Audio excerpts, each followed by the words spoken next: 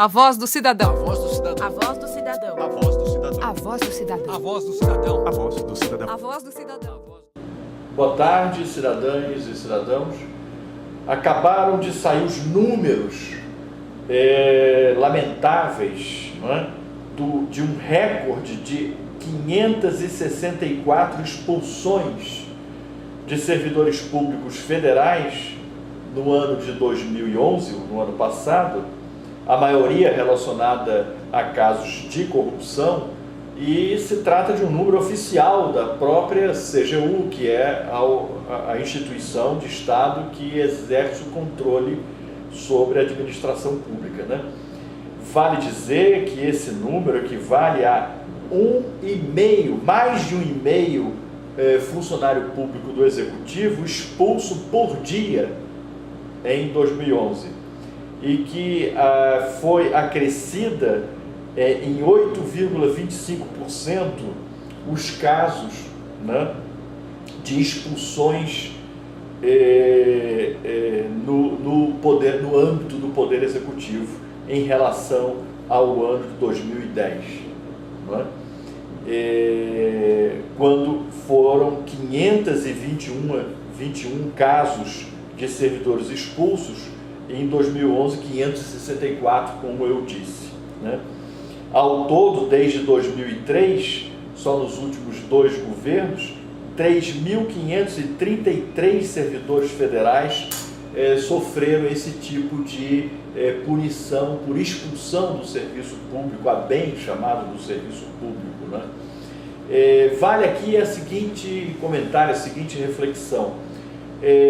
Se a gente olha para o sistema de comunicação, para a mídia e para a opinião do cidadão comum, ele sempre vai julgar que no Poder Executivo há maiores casos de desvio de recurso público, né? Pela própria ênfase que a mídia dá na cobertura do Poder Executivo e nos casos de prevaricação, de corrupção, de concussão, dos vários tipos penais de roubo do dinheiro público, né, de malversação do dinheiro público, de desvio do dinheiro público.